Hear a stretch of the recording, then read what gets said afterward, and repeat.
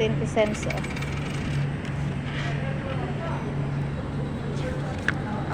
Abot lang mig Malaysia, puro na noodles sa among gikaon. Di na mo kaog gano'n, insect na ni.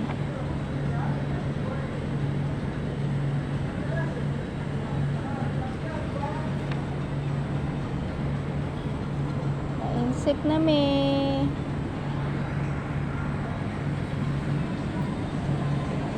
Ano kayo gunit? Insect na mi.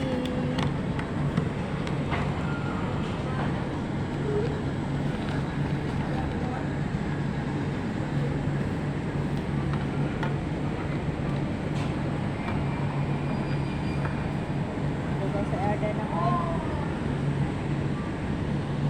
Sorry po ta kitiri. Sore sing mata wa kakapuya. Dili na ta matulog. Maghanig.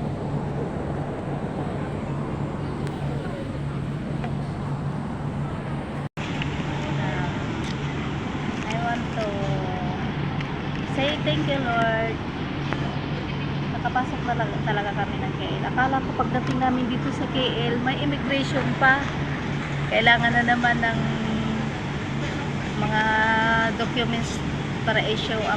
Pero okay, wala na pala. Pag galing lang pala sa Sabah, kailangan namin din magpakita ng passport at saka ticket at saka tanungin pa kami kung kailan kami babalik. Okay, ilang weeks ang bakasyon namin dito sa KL.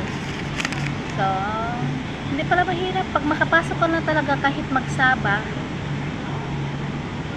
hindi na mahirap makapasok sa KL. Ang mahirap lang talaga magpasok ng Sabah kasi nagbarko lang kami papunta dito. Grabe yung pinagdaanan namin. Grabe. Pagpasok pa lang namin sa immigration ng Zamboanga, lahat, daming mga documents kailangan. Mga supporting documents, show money. Tapos kung may nag-invite dito, yung birth certificate na nag-invite, buti na lang hindi kami hinanapan ng invitation letter. Yun, birth certificate pinakita ko sa pinsan ko. Ayun. Pero kailangan ng booking ticket. Booking hotel. Pag walang hotel booking, show money. Tinanong kami kung magkano pera dala namin. So, tapos pagkatapos na noon, okay, chop na. Pasok na kami sa barko. Pagdating namin sa barko, kutob na naman. Kasi sabi, tinignan yung passport namin. Usap-usap pa sila. Kami ang huli nakapasok. Pinaupo muna kami. Kinuha yung passport namin. Sabi naman na naman. Tapos pag ilang minuto, binalik yung passport namin. Sabi, sige akyat na kayo. Bakyat na kami saan yung matutulog. Pagdating namin, pagdating namin sa immigration ng ng Sabah, Sandakan. Doon na naman, pila. Tapos, natsapan na kami.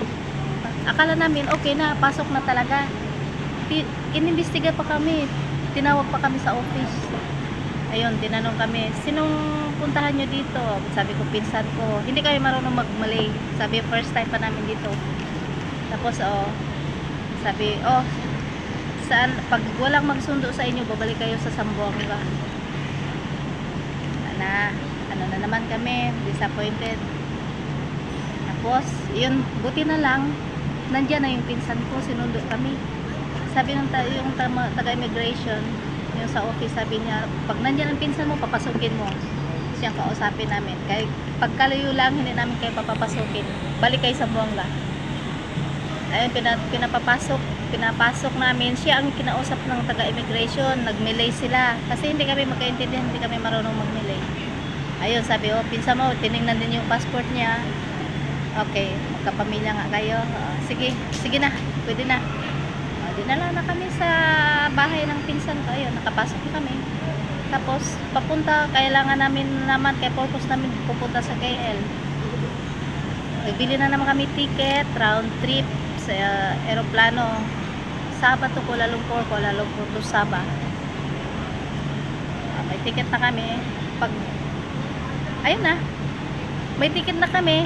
Round trip, sana maripan pa tong round trip namin kasi Hotel hindi naman magamit pala. Kung walang susundo.